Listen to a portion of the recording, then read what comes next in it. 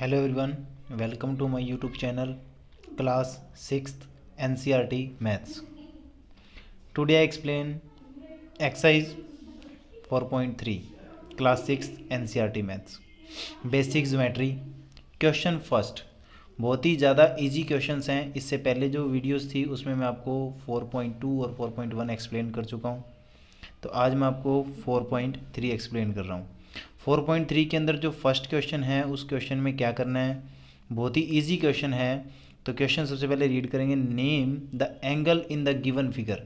कि जो ये फिगर आपके पास दिखाई दे रहा है, ये जो फिगर है आपके पास, इस फिगर के अंदर जो जो एंगल्स हैं वो आपको बताने हैं। अब एंगल कैसे बनता है, जब एक लाइन होती है और दूसरी लाइन, जब दो लाइन का इंटरसेक्ट होता है तो उन इंटरसेक्ट पॉइंट पे जो एंगल बनता है उसको एंगल बोलते हैं। मतलब कम से कम भी दो लाइन के इंटरसेक्ट पे एक एंगल बनता है, और एक सिंगल लाइन पे जो एंगल बनता है उसको स्ट्रेट एंगल बोलते हैं, लीनियर पेयर उस टाइप से, तो उसको स्ट्रेट एंगल बोलते हैं। वो सिंगल लाइन पे ऐसे करके बनता है, उसको 180 का एंगल होता है स्ट्रेट एंगल। तो जब नॉर्मली जो एंगल होता है वो कम से कम भी टू लाइंस के इंटरसेक्ट पे बनता है। तो देखो कौन कौन सा बन रहा है, एक तो एंगल ये रहा, ये बन गया। सिमिलरली इधर देखा ये बन जाता है, और इधर से देखा जाए तो ये बन रहा है, इधर से देखा जाए तो ये बन रहा है। तो इन एंगल्स के जो जो एंगल्स यहाँ आपको दिखाई दे रहे हैं, जो जो एंगल्स ड्रॉ हैं, उनके नेम्स राइट करने हैं। बहुत ही सिंपल है। सबसे पहले अपने को लिखना है कौन कौन से एंगल हैं। देखो, जब हमेशा जो भी जिस भी पॉइंट पे एंगल बनता है वो पॉइंट हमेशा बिटवीन यानी बीच में लिखा जाता है। तो मतलब जैसे इसमें एक्सप्लेन करेंगे तो एंगल ए की बात करता हूँ, तो यहाँ लिखा जाएगा एंगल बी ए डी, यानी बी से शुरू हुआ, बी ए डी, मतलब जिस पॉइंट पे वो एंगल बना हुआ है वो पॉइंट बीच में लिखा जाएगा। ओके, पहला तो बी ए डी हो गया। अगर ऐसे ही मैं एंगल बी को लिखूँगा तो यहाँ से लिखूँगा एंगल ए बी सी, बस जिस पे एंगल बना हो वो बीच में लिखा जाएगा, बिटवीन। ठीक है। अब ऐसे अगर सी को लिखूँगा तो बी सी डी लिखूँगा, बी सी डी। और सिमिलरली ऐसे ही अगर मैं डी को लिखूँगा तो ए डी सी या C D A D C. तो इस टाइप से इसमें चार एंगल बनते हैं। ओके, तो ये शेप है जो क्वाड्रिलेटर है, क्वाड्रिलेटर इसके फोर अपने पास क्या है, वर्टेक्स हैं, तो फोर ही एंगल बनेंगे। Okay, I hope it is clear. Now explain question second. Second question भी बहुत ज़्यादा इजी क्वेश्चन है।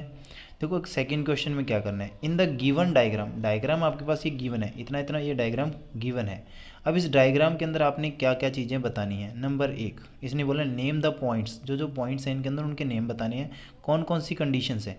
In the interior of angle D O E, वो कहता है कि एंगल जो डी ओ ई बना हुआ है, कौन सा एंगल, एंगल डी, ये ओ आ गया बीच में और ये ई, कहता है ये जो एंगल बना हुआ है इसके इंटीरियर, इंटीरियर मतलब होता है अंदर वाली साइड, मतलब अंदर वाली साइड कोई पॉइंट है क्या, यस एक ही पॉइंट है। कौन सा, पॉइंट ए है। अगर आप देखते हो डी ओ ई के अंदर सिर्फ एक ही पॉइंट आता है ए। इन इंटीरियर बोला तो मतलब इस एंगल के अंदर, अंदर सिर्फ एक ही पॉइंट आता है, कौन सा, ए। तो ए पॉइंट आपका इंटीरियर पॉइंट हो जाता है। Okay, same as second part है, in the exterior point angle E O F, कौन सा, angle E O F. Angle कहाँ से बनता है, देखो ई ओ एफ, नॉर्मल सी बात है। यहाँ बनाता हूँ मैं, देखो कौन सा angle, angle E O F बनाना है मेरे को। तो ये ऐसे बना हुआ आपकी इसमें, ये रहा एफ, ये एंगल ई, यहाँ पॉइंट बी है और यहाँ ओ है, ये इसने बोला ई ओ एफ एंगल। अब इसमें एक्सटीरियर पॉइंट कौन सा है, देखो एक्सटीरियर में इधर सी आ रहा है अगर आप देखते हो। और अगर आप एंगल ये बनाते हो तो आपको पता है अगर एंगल आप ये वाला बनाना है, कौन सा, ई ओ एफ बनाना है, तो इसमें एक तो सी एक्सटीरियर हो गया, एक डी एक्सटीरियर हो गया, एक ए एक्सटीरियर हो गया। मतलब इस एंगल से बाहर वाली साइड कितने पॉइंट्स हैं वो सारे लिखने हैं। तो कौन कौन से हो गए, C A D. Okay, I hope ये भी आपको अच्छी तरह क्लियर हो गया होगा।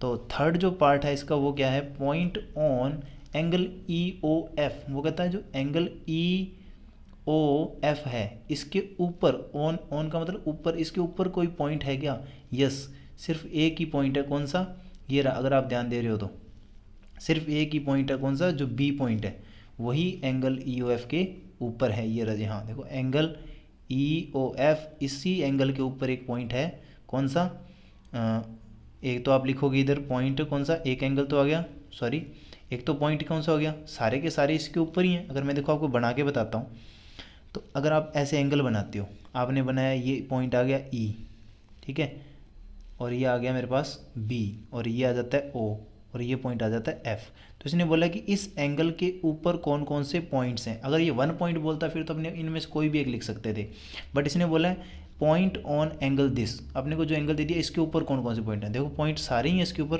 एफ भी है, ओ भी है और बी भी है और ई भी है। आपको पता है कि जब ये एंगल बन गया तो इसकी इसी एंगल्स की लाइंस हैं जो उनके ऊपर कोई भी पॉइंट लिखा जाए, चाहे वो उन एंगल का पॉइंट हो या कोई भी पॉइंट हो, वो सारे उस एंगल्स के ऊपर ही हैं, तो वो सारे लिखने हैं। ई, ओ, डी, बी और एफ, ये 4 ही पॉइंट ऐसे हैं जो इस पूरे एंगल के ऊपर रिप्रेजेंट हो रहे हैं। ओके, तो यही मेरे को बताना था। आई होप ये भी आपको अच्छी तरह क्लियर होगा। तो नाउ एक्सप्लेन क्वेश्चन थर्ड। तो क्वेश्चन थर्ड में क्या करना है भैया आपने, क्वेश्चन थर्ड में देखो क्या, ड्रॉ रफ डायग्राम। आपको रफ डायग्राम बनाने मतलब एक नॉर्मल विदाउट मेजरमेंट के डायग्राम्स ड्रॉ करने हैं ऑफ 2 एंगल्स, कि उसमें क्या होना चाहिए अपने पास, डायग्राम ऑफ 2 एंगल्स, मतलब 2 एंगल होने चाहिए, सच दैट हैव, कि कम से कम अपने उसके अंदर 2 एंगल होने चाहिए। अब उसने क्या बोला, सबसे पहले 1 पॉइंट इज़ कॉमन, कि अपने पास जो डायग्राम ड्रॉ करने हैं 2 angles such that they have. तो सबसे पहले इसने बोला 1 पॉइंट इन कॉमन, कहता ऐसा एंगल ड्रॉ करो, जो ऐसे एंगल्स ड्रॉ करने हैं अब जिसमें ये कंडीशंस फॉलो होती हैं। नंबर 1 पे इसने बोला कि ऐसा एंगल ड्रॉ करना है आपको, ऐसा जिसके अंदर एक ही पॉइंट कॉमन हो। तो सिंपल सी बात है, आप कोई भी ऐसे बना लोगे ऐसे, ये लो ये बना दिया, ये पॉइंट ए हो गया, ये बी हो जाएगा, ये सी हो जाएगा, ये डी हो जाएगा। तो आपको पता है ये जो है वो बना किससे है, सारी लाइनें हैं जो वो ओ पॉइंट से तो होकर आ रही हैं। तो सिर्फ एक ओ पॉइंट ही ऐसा है जो ए बी में भी आता है, सॉरी ओ ए में भी आता है, ओ बी में भी आता है, ओ सी में भी आता है और ओ डी में भी आता है। तो एक ओ पॉइंट ही एक ऐसा कॉमन का मतलब होता है कि वो चीज़ सभी के अंदर है, मतलब ओ ए लिखोगे, ओ बी लिखोगे, ओ सी लिखोगे, ओ डी लिखोगे, सभी के अंदर ओ पॉइंट कॉमन है। तो इस टाइप से आपको कॉमन बताना था। ओके, नेक्स्ट टाइम इसने बोला 2 पॉइंट्स इज इन कॉमन, कहता 2 पॉइंट कॉमन होने चाहिए। देखो एंगल अपने को बनाने हैं, 2 एंगल तो बनाने उसने बोला ऊपर। अब 2 एंगल जब आप बनाते हो तो आपको पता है कि ये ओ हो जाता है, ये बी हो जाता है, ये सी हो जाएगा। ओके, तो इसके अंदर आपको पता है सिर्फ एक ओ पॉइंट ही कॉमन आता है, बट इसने बोला 2 कॉमन आने चाहिए। कितने आने चाहिए, 2 कॉमन आने चाहिए। अब 2 पॉइंट जब कॉमन आएंगे तो आपको पता है आप एक पॉइंट यहाँ बना लो, ये यहाँ बना लो, डी पॉइंट बन जाएगा। ये लो, आप इस डायग्राम के अकॉर्डिंग भी कर सकते हो। अब आप देखो, अगर देखते हो तो एक तो ओ कॉमन आता है, आप क्या लिखोगे, ओ ए डी, ठीक है, एक तो ओ कॉमन आ गया। इधर से लिखते हो आप क्या, ओ ओ ओ सॉरी डी ओ सी। तो देखो अगर आप देते हो तो ओ ए डी लिखते हो तो भी एंगल ओ कॉमन आता है, और डी ओ सी लिखते हो तो भी ओ और डी, तो सिर्फ यहाँ ओ और डी 2 पॉइंट कॉमन आते हैं। ओके, तो इसी टाइप से नेक्स्ट जो थर्ड पार्ट है, 3 points in common, 3 point common होने चाहिए। अब 3 पॉइंट कॉमन है तो बस सिंपल सी बात है, कोई ज़्यादा डिफिकल्टी नहीं है। अब देखो 3 पॉइंट जब अपने को कॉमन चाहिए तो वही चीज़, अब यहाँ देखो आपको ये पॉइंट ए हो जाता है, ये बी हो जाता है, ये सी हो गया, तो ये ओ पॉइंट तो आपको तो कॉमन है ही।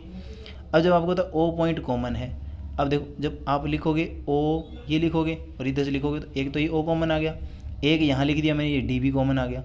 अपने को चाहिए 3, अगर आप लिखते हो O B sorry B O A, और आप लिखोगे तो बी ओ ए और बी ओ सी, तो ओ और बी 2 पॉइंट कॉमन आएंगे। और अगर आप लिखते हो डी ओ ए और डी ओ सी तो एक डी पॉइंट भी बना होता है। तो इस टाइप से यहाँ 3 पॉइंट कॉमन आते हैं। ओके, 3 ही अपने को शो करने थे। तो नेक्स्ट टाइम इसने बोला कि 4 पॉइंट्स, कितने, 4 पॉइंट्स कॉमन होने चाहिए। अब 4 पॉइंट्स जब कॉमन होंगे तो आपको पता है सेम एज वही, बस जो मिड वाली लाइन है उस पर अपने पॉइंट्स बढ़ा देंगे। जैसे ये ओ हो गया, ये बी हो जाता है, ये सी हो जाएगा, ये एक डी और लगा देंगे, बस बाकी प्रोसेस वही सेम। ओके, तो इस टाइप से आपको पता है यहाँ भी ये एक तो ओ डी सी, ये 4 पॉइंट कॉमन आ जाएंगे। अब लास्ट जो इसने पार्ट बोला उसमें बोला ए रे कॉमन आनी चाहिए, मतलब एक रे आपको पता है एक पॉइंट से स्टार्ट होती है दूसरे पॉइंट पे, उसका एंडिंग पॉइंट नहीं होता, कोई स्टार्ट हो जाती है किसी भी पॉइंट से बट उसका एंडिंग पॉइंट नहीं होता, वो चलती रहती है आगे। तो इस टाइप से अगर मैं कोई भी एंगल बनाता हूँ तो यहाँ बीच में रे बना ली मैंने एक, तो आपको पता है अगर मैं ये वाली लाइन लिखूँगा इधर से बी ओ ए और इधर से लिखूँगा ओ सी ओ ए, तो आपको पता है ओ ए दोनों में रे है जो कॉमन है। अगर बी ओ ए लिखते हो तो भी ओ ए आता है और सी ओ लिखते हो तो भी ओ ए आता है। आई होप 3 क्वेश्चन इस एक्सरसाइज में आपको अच्छी तरह क्लियर होंगे। तो वीडियो को अच्छी लगे तो लाइक कीजिए, मेरे चैनल को सब्सक्राइब कीजिए। For the new updates press the bell icon.